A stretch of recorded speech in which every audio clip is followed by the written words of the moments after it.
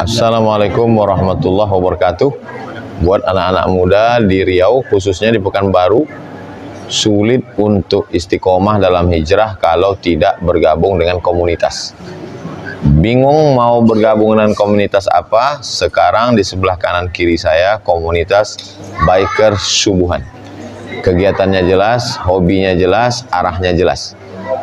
Mari bergabung dengan biker subuhan. Yang sudah bergabung, mudah-mudahan istiqomah. Yang belum bergabung, segera bergabung dengan biker subuhan. Insya Allah, akidah dalam Ahlus Sunnah wal Jamaah. Kita ngaji fikih, kita ngaji tafsir, ngaji hadis bersama para asatis yang luar biasa. Ingat, man syadza syadza finnar. Siapa yang memisahkan diri dari jamaah, masuk ke dalam neraka. Fitnah akhir zaman luar biasa. Mari jaga istiqomah dengan berjamaah. Setelah hijrah, berjamaah. Setelah berjamaah, istiqomah. Kalau istiqomah, pasti husnul khatimah. 4 sepaket. Jaga istiqomah bersama biker subuhan. Berkah selalu. Assalamualaikum warahmatullahi wabarakatuh.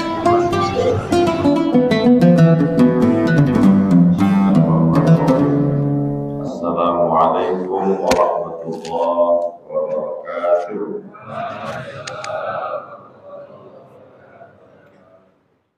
Alhamdulillah wassalatu wassalamu ala Rasulillah wa ala alihi wa sahbihi wa man tabi'ahu wa wala.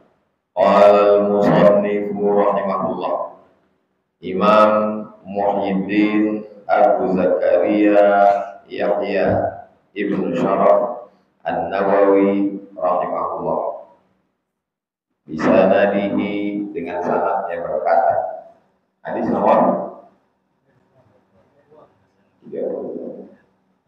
Wa'an Abi Hurairah, dari Abu Hurairah radhiyallahu anhu, anna Rasulullah sallallahu alaihi wasallam qala, Nabi bersabda, yaqulullahu ta'ala, Allah berfirman. Kalau dalam hadis itu ada kata kalimat qala Allah berfirman, berarti itu ciri hadis qudsi.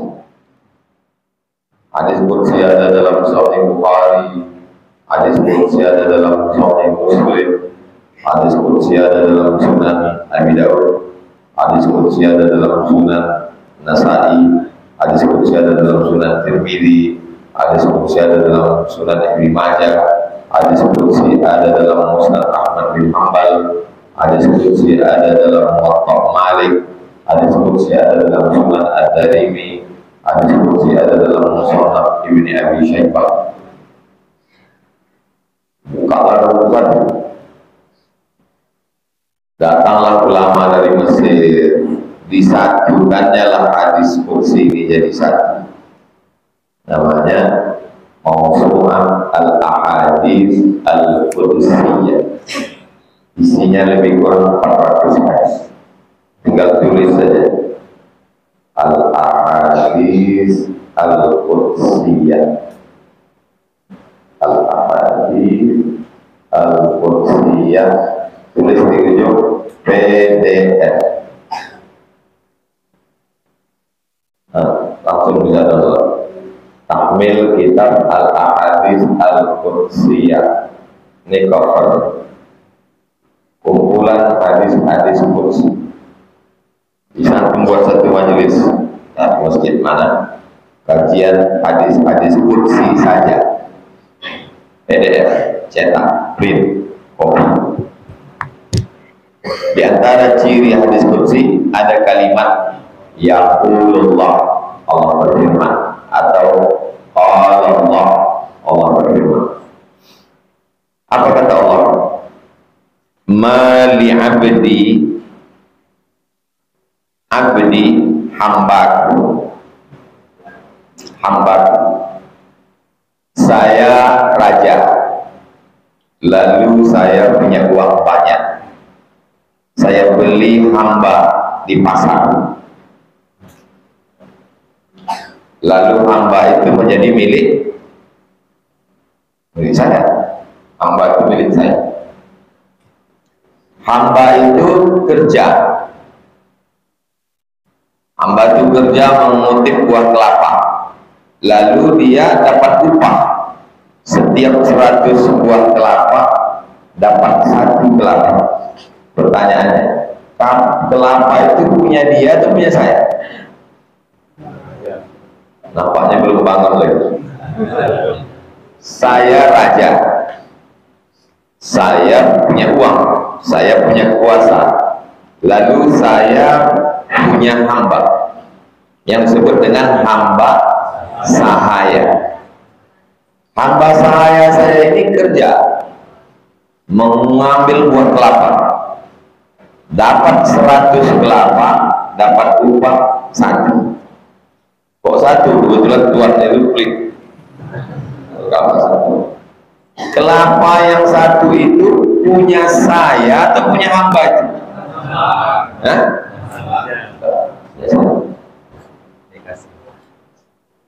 Karena hamba itu punya saya, hasil usahanya pun punya saya. Saya punya hamba, hamba itu punya istri, istrinya melahirkan anak, anaknya itu punya dia atau punya saya? Punya saya. Begitu aturan per hamba saya. Sampai tahun 50-an Amerika masih membenarkan per hamba. Makanya dulu setiap hari Ahad, hari Minggu, ada film jam 12 atau jam 10 siang cerita tentang hamba saya, Little Miss. Antum nggak nyambung karena belum lahir. TVRI yang paham buat sudah tua. Tuan Baron yang punya. Salah satu hamba perempuannya Ruth, tukang masak. Jadi hamba, pertanyaannya, masih adakah hamba sahaya sekarang?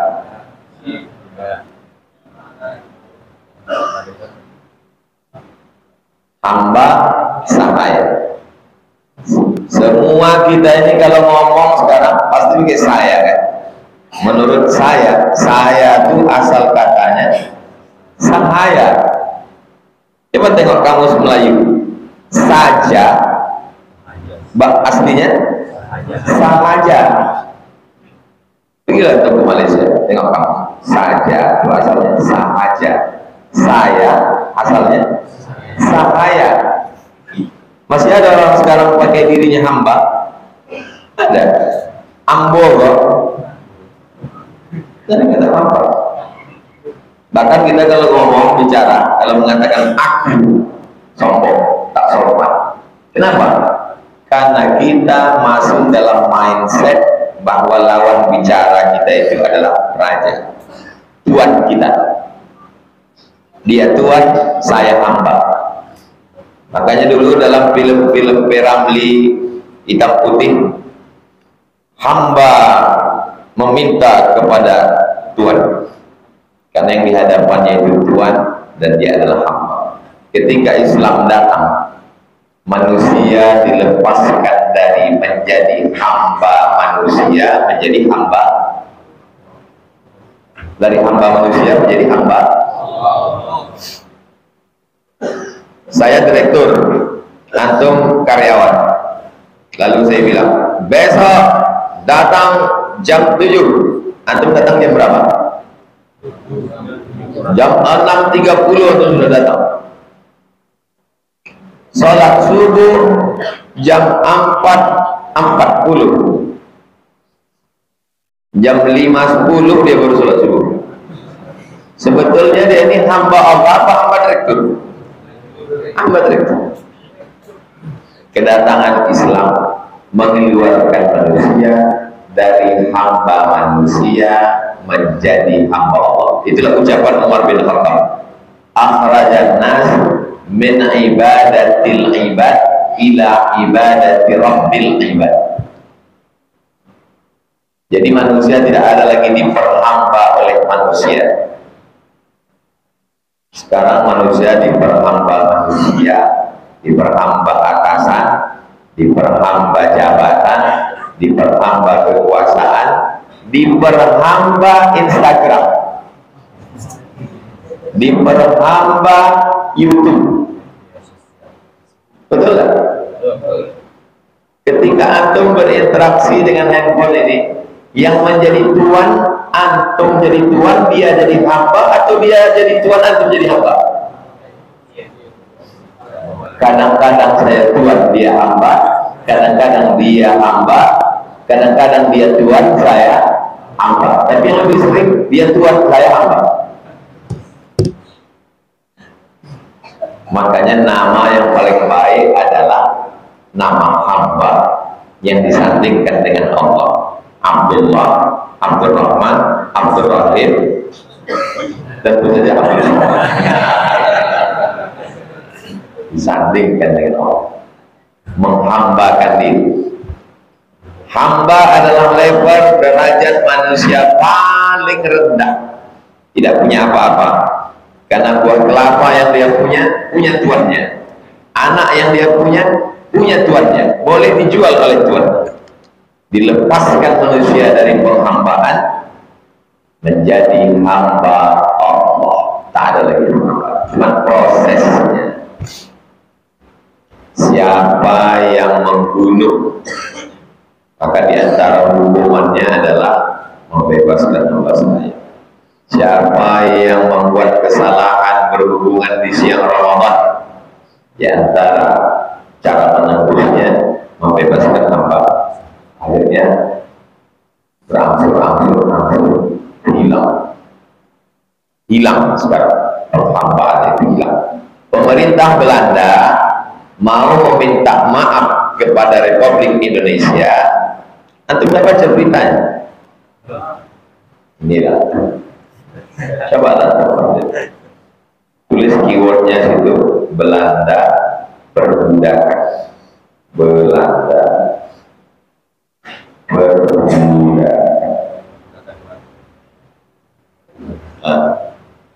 pemerintah Belanda akan minta maaf soal perbudakan masa kolonial.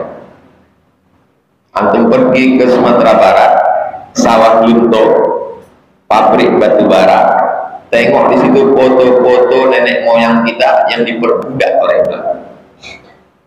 Tapi bukan berarti saya mengajak antum membenci kesebelasan Belanda. Ini kita kan paham saja. Belanda tidak salah memperbudak kita. Yang salah itu kita. Kenapa kita lemah? Buktinya sekarang dia tak bisa memperbudak kita. Betul? Siapa bilang? Kalau antum minjamkan uang ke orang, antum bisa perbudak dia. Kenapa? Karena antum tersandra. Suara saya jelas ke belakang. Dari bunyi angguknya tak jelas. Kata Allah, hambaku. Mudah-mudahan kita ini hamba Allah. Bukan hamba harta, bukan hamba jabatan, bukan hamba manusia, bukan hamba medsos, tapi hamba Allah. Hambaku al-mu'min, yang percaya kepadaku, hambaku yang percaya kepadaku. Indi jaza, aku siapkan balasan untuk dia. Idza qabattu safiyahu, kalau aku ambil Sofia, ayah, ibu, abang, adik, istri, anak. Di antara yang 6 ini, siapa yang paling antum sayang? Ibu, karena belum berbini. Kalau antum sayang ibu, berarti ibu itulah Sofia. Siapa yang aku ambil Sofianya? Herman, Ahmad, Tono, Aisyah, Emma, Ella. Di antara 6 ini, siapa yang paling antum sayang? Arman. Berarti Arman itulah Sofia. Paham mana Sofia? Sofia diambil dari kata sofa. Sofa artinya jernih dan bening. Ada air agak keruh, ada air kurang keruh, ada air, lalu ada air yang sangat jernih dan bening. Inilah Sofia. Tapi sekarang banyak orang lebih memilih air yang keruh. Maksudnya teh tarik. Bukan saya menyindir. Asal kata Sofia, jernih, bening, murni. Allah ambil Sofianya. Dia tuh punya anak perempuan, kasih nama. Pasti tanya orang, siapa nama anakmu? Sofia. Oh, kau ambil dari Sofia Loren ya? Waktu kami ngaji subuh, kata Ustaz Somad, arti Sofia adalah orang yang tersayang. Hambaku, kata Allah, hambaku, aku ambil Sofianya min ahli dunia, yang ada di dunia ini. Aku ambil Sofianya. Ada seorang hamba, ini hamba, dia punya istri, punya anak, punya adik, punya abang. Lalu saya ambil satu di antara Sofianya. Apakah dia berhak marah? Berhak dia marah? Itu Tuhan manusia. Sekarang Allah mengambil orang yang paling antum sayang, Sofia. Apakah antum marah? Antum tidak marah, tapi sejak dia tinggal antum nggak sholat. Antum marah waktu antum meninggal. Saya nggak marah.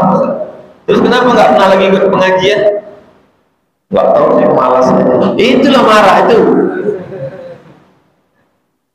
Antum sedang marah dengan Allah. Kenapa mak dia yang meninggal? Kenapa mak aku yang meninggal? Kenapa bukan mak dia? Aku kan sholat, aku kan ngaji, aku kan sedekah. Kenapa enggak marah? Itu namanya marah. Marah. Allah uji kaki antum sabar datang ke sini jam 4 subuh. Allah uji mata antum sabar, Pak. Allah uji tangan antum sabar. Allah uji kantong antum sabar sedekah. Ada ujian yang belum apa? Diambil Sofia.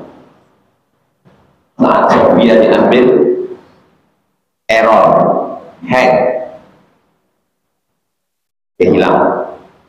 Siapa yang aku ambil Sofianya, orang yang paling dia sayang min ahli dunia, di antara keluarganya di dunia, summa tasabahu, dan dia mampu menahan, bisa dia tahan,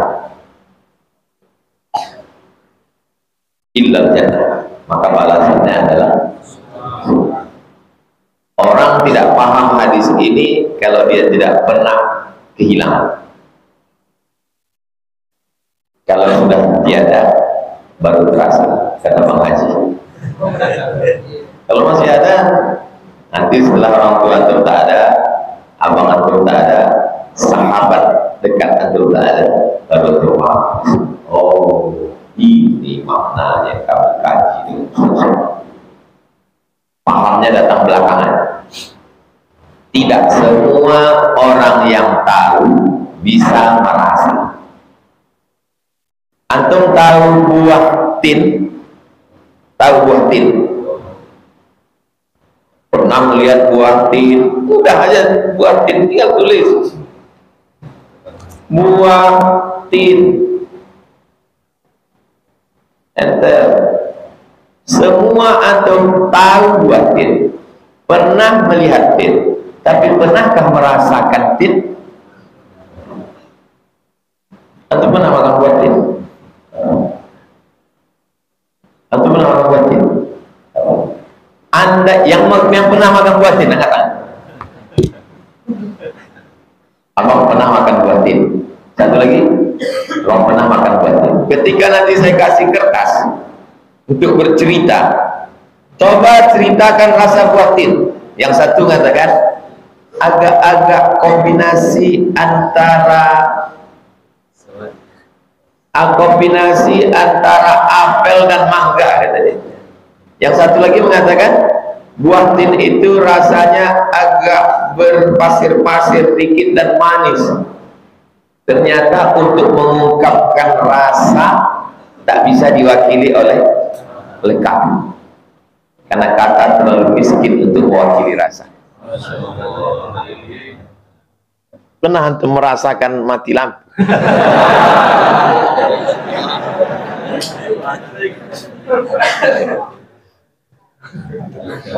Ini balik atau PLN? Balik.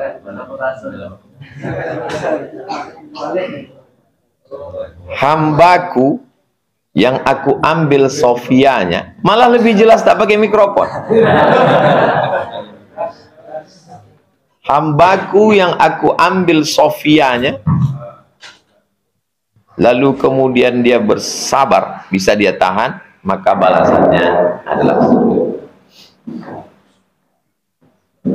Semua orang tahu, semua orang baca hadis ini, semua orang tahu hadis ini, semua orang pernah mendengar hadis ini, tapi tidak semua orang bisa merasakan. Kita bicara tentang masalah. Apakah semua orang yang tahu itu bisa merasa? Tidak. Agama itu tahu atau merasa?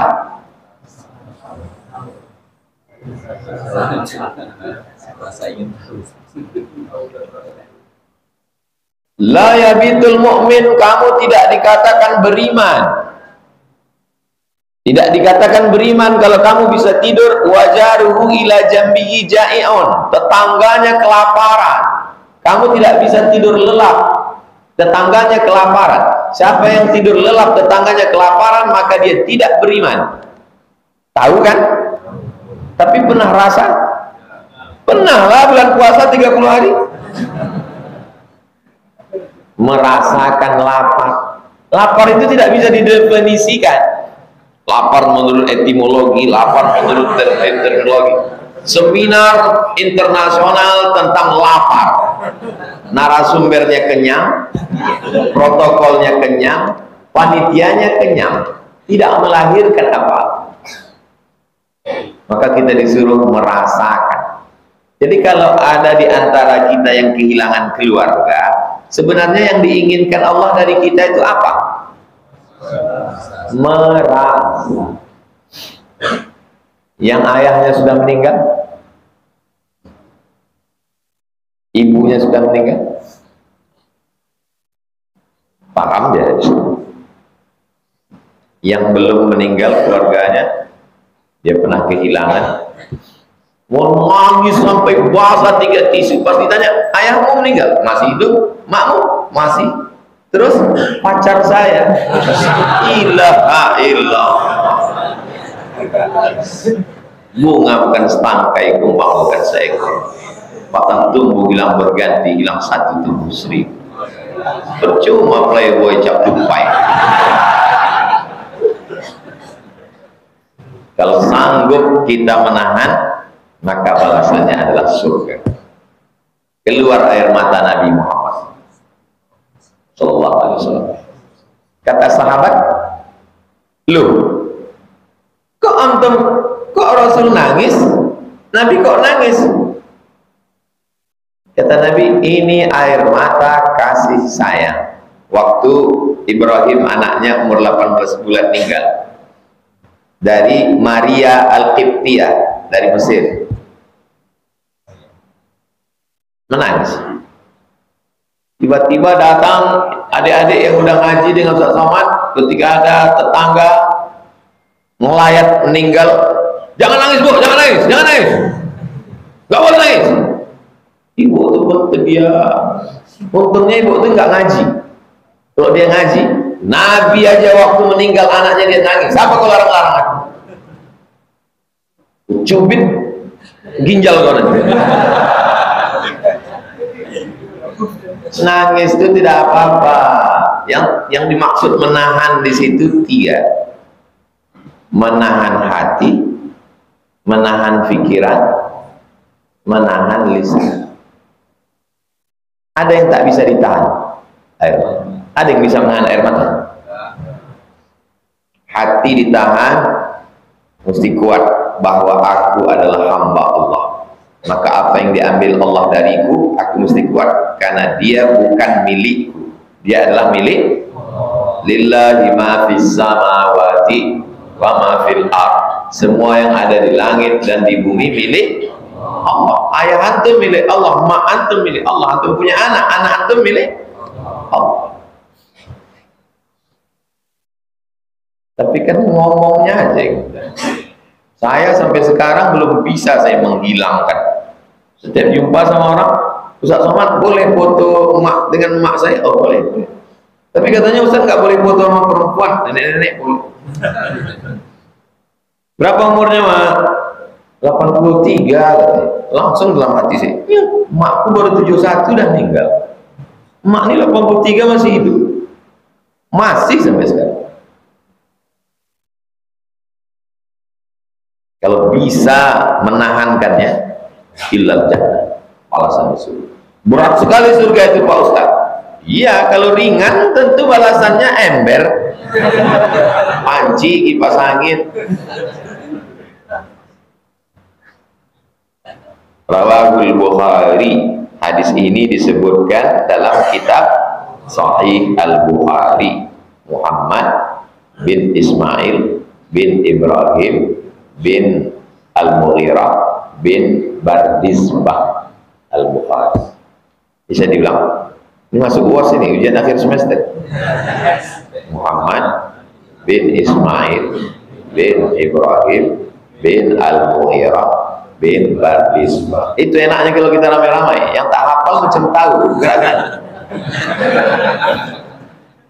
Cara ngapalnya udah, pertama Nabi Muhammad, kakeknya kan Ismail, kakeknya lagi kan Ibrahim, tinggal ngapal yang dua lagi, Al-Mughirah, Bardisbah, Muhammad bin Ismail bin Ibrahim, Mughirah bin Bardisbah. Bardisbah ini mu'allaf, kakeknya yang kelima nih, meninggal tahun 256 Hijriah. 256. Mudah ingatnya, ingat aja 56 3 tambah 2 25. Berikutnya hadis nomor yang mengganjal di pikiran, nanti jam 6 kita buka tanya jawab. Hadis nomor 33. Wa an Aisyah, dari Aisyah radhiyallahu anha, annaha, ha itu siapa? Aisyah. Sa'alat, dia bertanya. Sa'alu, sa'alat, sa'alata, sa'alna, sa'alta, sa'altuma, sa'altum, sa'alti, sa'altuma, sa'altuna, sa'altu, sa'alna. 14. Sa'alat Rasulullah sallallahu alaihi wasallam. Aisyah bertanya kepada Rasulullah Nabi Muhammad SAW, anit ta'un, tentang ta'un. Ta'un itu wabah, malaria, pes, covid, masuk wabah. Fa'akhbaraha, lalu Nabi memberitahukan kepada siapa Aisyah, annahu, siapa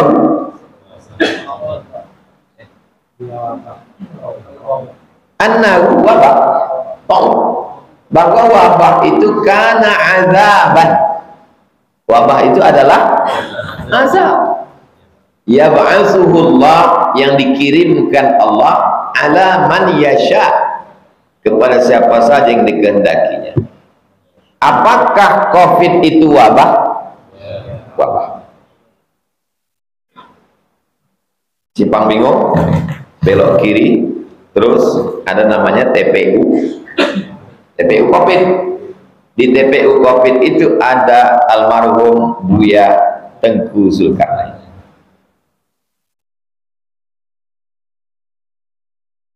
Wabah adalah azab yang dikirim Allah. Buya Tengku meninggal karena COVID. Lalu antum ambil kesimpulan, gara-gara memotong hadis. Faja'alahu Allahu ta'ala rahmatan. Wabah itu menjadi bentuk kasih sayang lil mu'minin, bagi orang yang percaya kepada Allah, bagi orang yang yakin bahwa dia ada dan dia berbuat. Karena ada orang yang mengatakan Tuhan pernah ada, tapi sekarang dia sudah tak ada, dia sudah mati. Namanya Nietzsche. Ada pula yang mengatakan Tuhan itu tidak pernah menciptakan manusia. Manusia inilah yang menciptakan Tuhan dalam imajinasinya. Tuhan itu hanya ilusi, imajinasi. Namanya itu tokohnya orang fakultas psikologi, Freud. SIGMUND Sigmund Freud. Kata dia, Tuhan tak pernah menciptakan kita, kita yang menciptakan Tuhan. Kebetulan ada anak muda ini memang sedang error. Pas baca itu, gua banget katanya.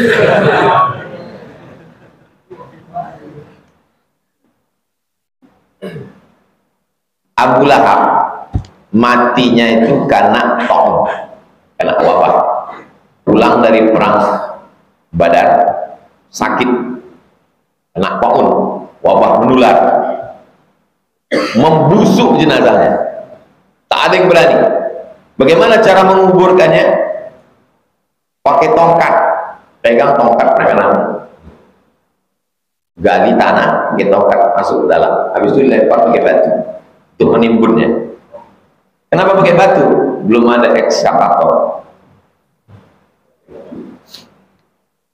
Azab yang dikirimkan Allah kepada siapa saja yang dia kehendaki. Faja'alahu Allah Ta'ala rahmatan, tapi Allah menjadikannya sebagai rahmat, sebagai bentuk kasih sayang. Orang itu mati karena ada COVID atau karena ajalnya sudah sampai?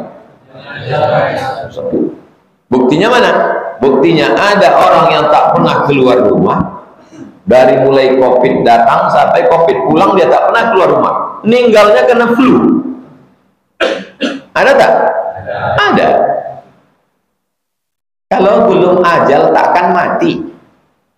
Semua orang mengatakan antum mati. Ada seorang motivator, mohon maaf, fisiknya tak sempurna, duduk di kursi roda, kakinya tak, tangan tak sempurna. Dia cerita, apa kata dia? Waktu ibunya mengandung dia, dokter mengatakan anak ini cacat, bunuh aja, matikan aja. Tapi ibunya terus melahirkan dia, dan dia jadi dokter. Akhirnya dia hidup, dan dokter-dokter yang memvonis dia itu dulu udah mati dulu. Akhirnya pesan dia, jangan dengarkan omongan orang yang melemahkan. Kalau ada orang yang ngomong ke antum, dia melemahkan antum, antum perlu dengar atau buang?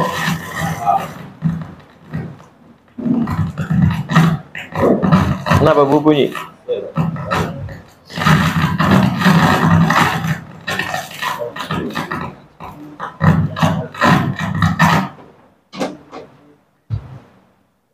Udah? Hah? Jangan dengarkan orang yang melemahkan. Hidup ini tidak berat. Yang berat itu mendengarkan omongan. Saya waktu mau naik para layang, kalian udah nonton videonya? Ada yang bilang nanti parasutnya tak kembang, ada yang bilang jatuh patah-patah, ada yang bilang tiba-tiba macam lah. Ternyata setelah di atas enak, setelah mendarat mantap. Omongan orang ini. Saya waktu lulus ke Mesir, kan pelatihan 2 bulan di Jakarta sebelum ke Mesir. Apa kata orang kampung? Nah, betul kan? Somad tak berangkat. Dia di Jakarta itu kena malu pulang kampung. Dah, akhirnya berangkat. Somad udah berangkat. cuma berangkat itu, nggak akan selesai di Azhar. Memang mudah kuliah di Azhar. Ana ada bisa selesai di Azhar. Selesai saya pulang datang orang kampung, kok cepat kali selesainya. Orang kampung kami dulu 10 tahun baru selesai di Azhar. Dalam hati saya, karena orang kampung kok bodoh. Ada yang mau minta ngeliat ijazah, mana ijazah Azhar? Sampai saya tunjukkan, ini ijazah Azhar. Oh, dia tak bisa baca.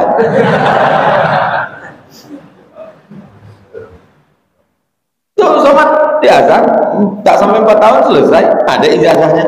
Memang dia selesai, tapi aku tengok agak-agak bau-bau Wahabi sedikit. Kalau dengar omongan orang, tidak akan pernah. Memang dia selesai, tapi tamat Mesir, maunya tamat Madinah. Imam Syafi'i ke Mesir itu nyari apa? Nyari tokmiyah, nyari roti gandum. Imam Syafi'i ke Mesir mencari hadis yang tak dia dengar di Makkah dan Madinah. Kenapa? Karena hadis di kepala orang, ulamanya berpindah. Ulama besar ahli hadis pindah ke Mesir, namanya Abdullah bin Amr bin Auf. Dia punya murid-murid. Imam yang lebih alim daripada Imam Malik bin Anas di Madinah, namanya Imam Laits bin Sa'ad. Imam Laits bin Sa'ad lebih alim, tapi tidak ada mazhab Imam Laits. Kenapa tidak ada? Karena muridnya tidak menulis. Banyak orang yang lebih alim dari Abdul Somad. Kenapa tidak muncul? Karena dia tidak punya channel. Pentingnya murid. Murid-murid saya menulis. Sampai saya ke Jogja, dari Jogja masuk ke kebun-kebun sawah padi. Sampai di dalam, jumpa dengan Dr. Agung. Dr. Agung kakak kelas saya di Mesir. Tak lama datang anak-anak bawa buku tebal 500 halaman, minta tanda tangan. Buku apa nih? Ceramah Ustadz yang di YouTube kami tulis. Menggenang air mata saya. Kenapa? Karena mahasiswa saya di UIN 1 pun tak ada yang buat gitu. Anak-anak ini adalah korban konflik di Kalimantan. Jadi konflik, datang Dr. Agung, dibawa anak-anak ini ke Jogja. Pagi sekolah, sore jual bakso, malam lulus. Jadi luar biasa. Anak-anak tempat kita pagi tidur, siang tidur, malam tidur. Sekali-sekali online. Kecuali yang ikut pengajian, ini orangnya aktif. Begitu cara mengobati hati orang yang tersebut. Faja'alahullahu rahmatan lil mu'minin. Dijadikan Allah dia sebagai bentuk kasih sayangnya. Kenapa? Karena kalau orang itu meninggal disebabkan wabah, keluarganya kan bersedih. Bersedih keluarganya. Lalu kemudian datang orang yang melayat jenazah. Gimana Pak? Itulah abang saya meninggal. Kenapa? Kena wabah. Wah, itu kena laknat tuh. Bawakanlah air dingin, dia sedang kepanasan. Keluarga bapak itu meninggal kenapa? Kena wabah. Andai tidak kena wabah itu pun Pak, dia tetap juga akan mati. Andai tidak datang pun wabah itu, dia tetap hidup atau meninggal? Dia tetap meninggal. Terus apa bedanya? Dia meninggal tertular, maka dia dalam Islam al-mat'unu syahid. Orang yang terkena wabah maka matinya mati.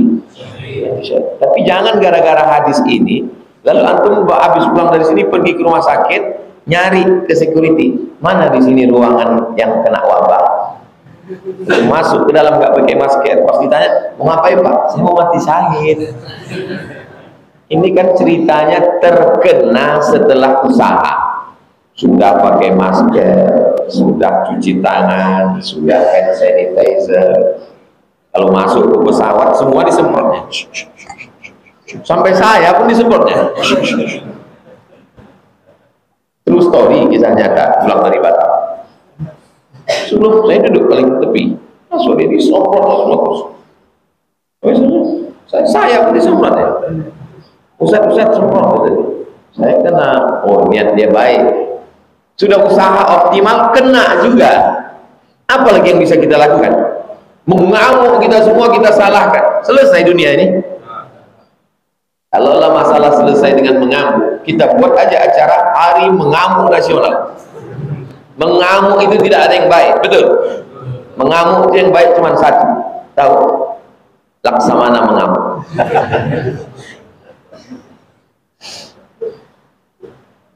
Allah itu mau kita sabar, kita tenang. Ini babnya kan tentang bab sabar.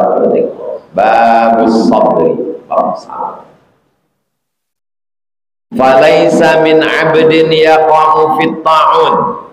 Kalau ada seorang manusia di kampungnya tersebar suatu wabah, fayamkuthu fi baladi, dia tetap di situ tidak keluar. Dalam Islam kalau terjadi wabah di Pekanbaru, boleh kita keluar ke Jakarta? Tak boleh. Kenapa? Karena kita menyebabkan orang Jakarta tertular. Kita mesti menetap di sini. Kalau kita selamat, alhamdulillah. Kalau kita mati, berarti matinya mati syahid. Fayamkuthu fi baladihi, dia mesti menetap di kampungnya. Sabiran, sabar. Muhtasiban, dan dia hanya mengharapkan balasan dari Allah. Ya'lamu, dia tahu, annahu la yusibuhu illa ma kataballahu lah, bahwa apapun yang menimpanya itu berarti sudah ketetapan Allah. Illa kana lahu mithlu ajri syahid, maka dia mendapatkan balasan seperti orang yang syahid. Syahid artinya melihat. Kenapa dia disebut syahid?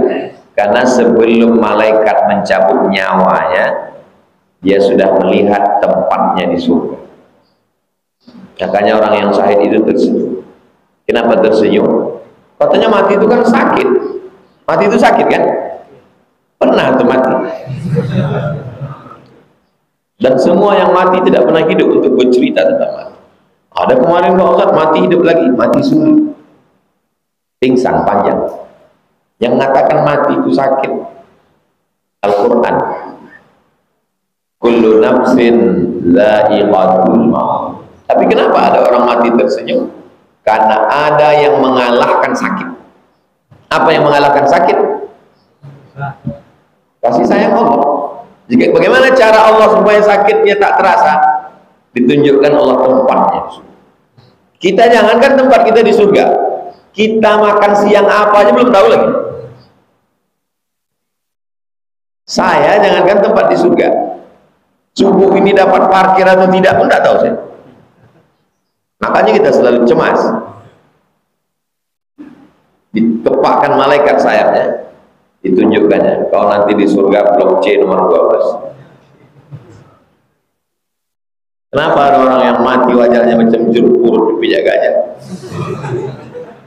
Kau nanti 2 blok dari Abu Lahab. Ya'lamu annahu la yusibu illa ma kataballah. Jadi Rusia pernah terserang wabah.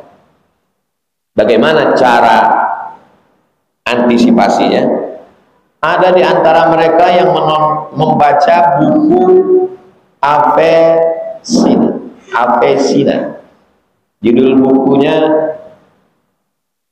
The Canon of Medicine. Bahasa Arabnya Al-Qanun Fit-Tib, undang-undang kedokteran. Dijelaskannya di situ hadis Nabi, kalau kamu berada di suatu tempat ada wabah, tidak boleh keluar ke tempat lain. Kalau keluar ke tempat lain haram, karena dia sudah membawa wabah. Maka bertahanlah di situ. Kalau terkena mati syahid, kalau selamat berarti dia termasuk orang yang beruntung. Ini yang berada di hadapan saya ini semuanya orang-orang yang selamat dari COVID. Mana ada jaminan? Semua COVID itu menghantam, anak kecil pun kena. Antum semuanya selamat. Kenapa antum masih hidup sampai hari ini? Apa yang diinginkan Allah dari antum? Alladzi khalaqal mauta, Allah yang menciptakan mati. Wal hayata, Allah yang menciptakan hidup. Untuk apa dibuatnya kita hidup? Liyabluwakum ayyukum ahsanu amala, untuk menguji siapa yang paling baik amal. Allah mau uji siapa yang paling baik kerjaan. Amal di situ bukan cuma sholat, puasa, baca Quran. Apa perbuatan kita yang bermanfaat buat orang banyak? Kantum buatlah semua yang kira-kira bermanfaat buat orang banyak. Hadis ini ada dalam Sahih Al-Bukhari.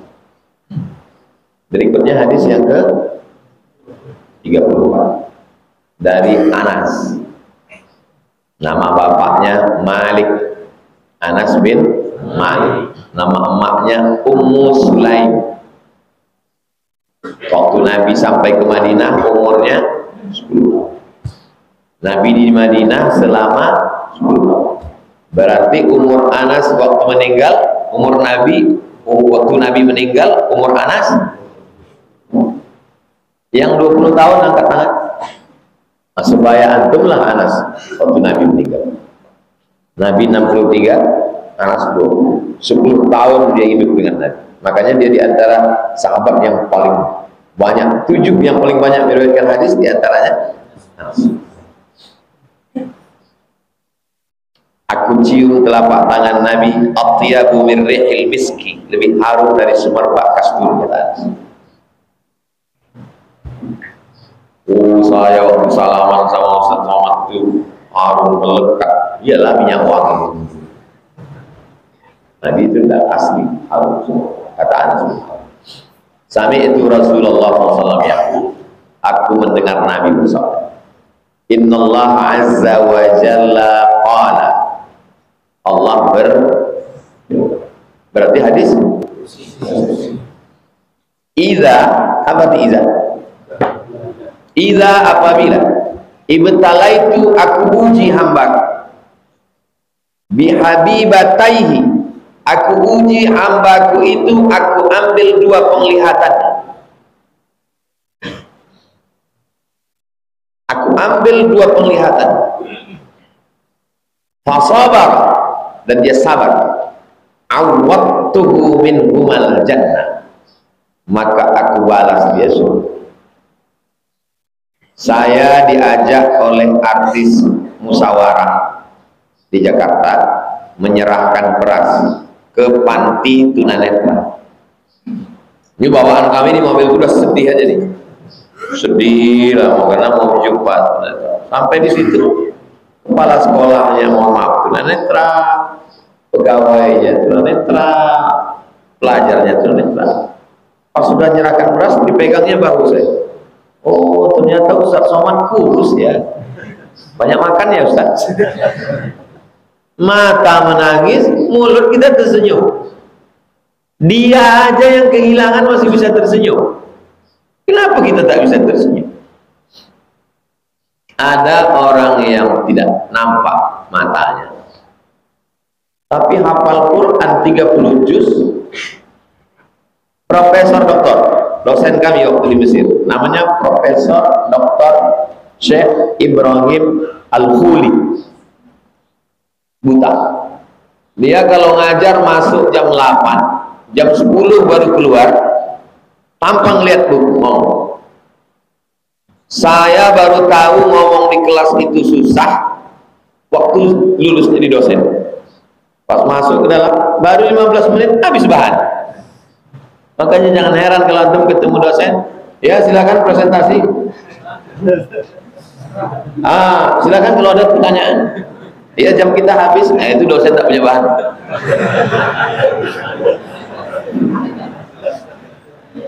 Syekh Ibrahim Khuli, dosen kami di Al-Azhar, Barir, kafir, tunanetra, pakai jas, pakai dasi, pakai kacamata hitam. Mengajar di kelas 2 jam dari jam 8 sampai jam 10. Kalau ada yang ribut, uskut ya himak, uskut.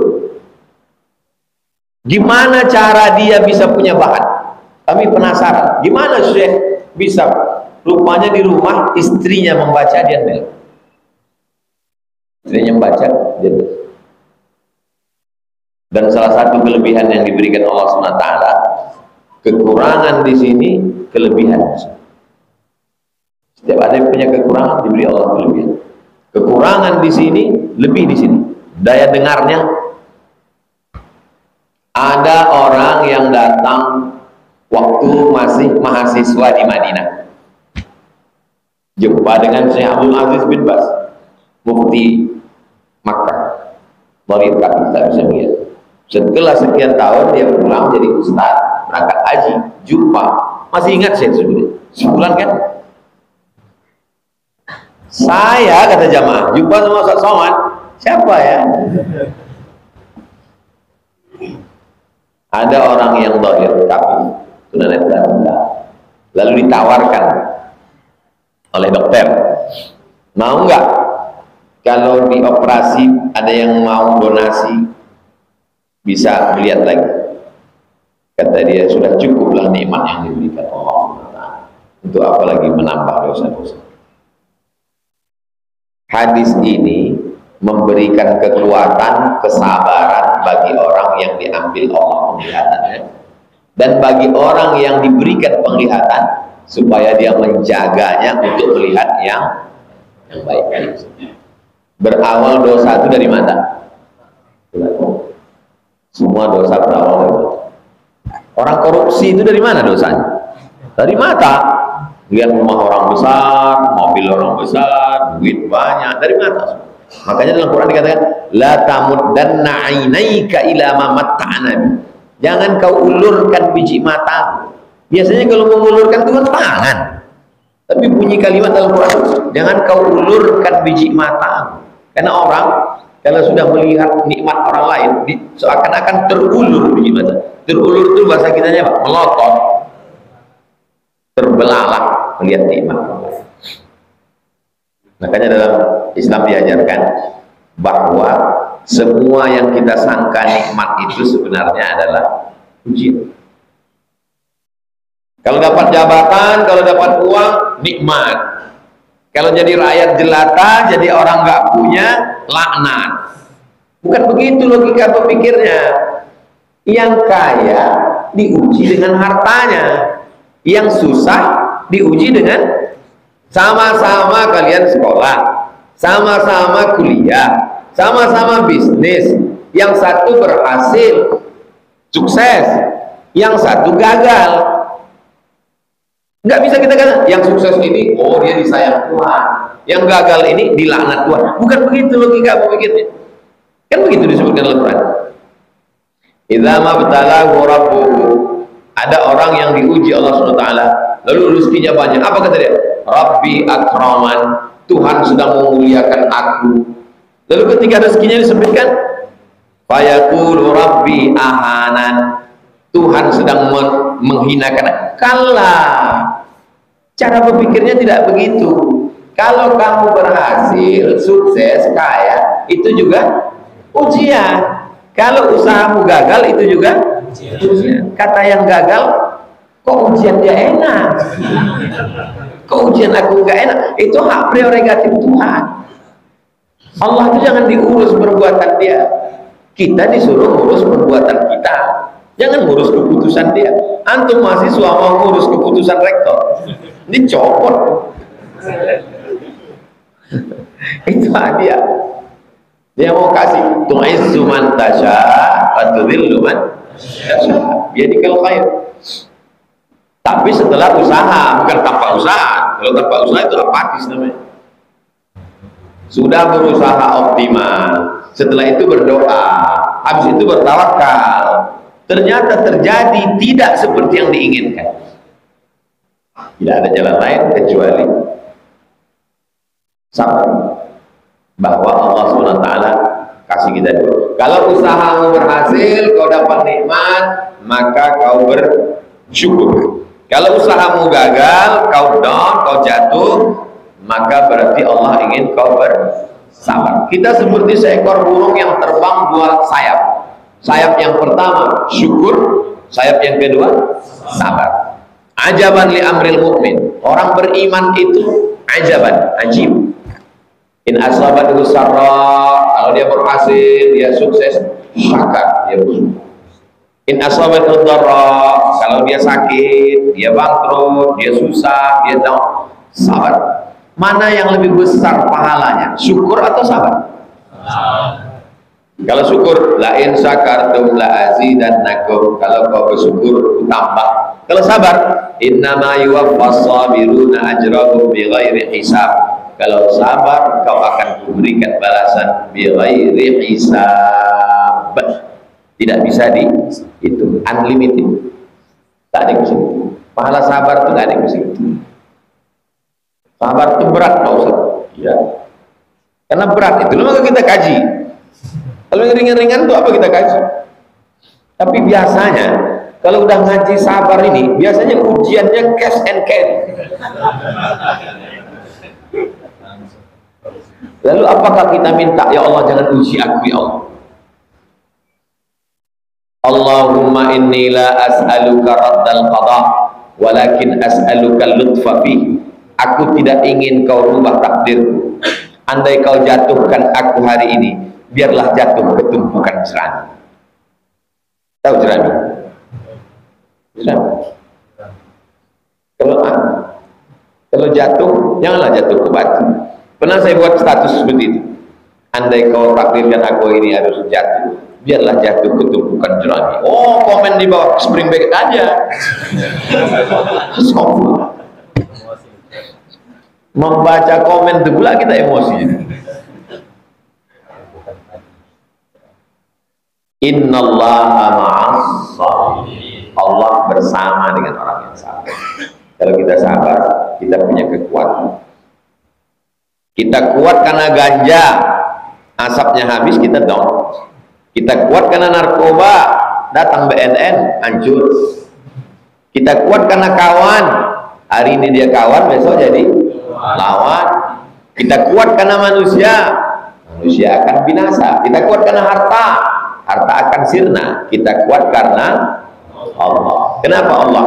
Al-Hayyun, maha hidup. Maha hidup, kita hidup.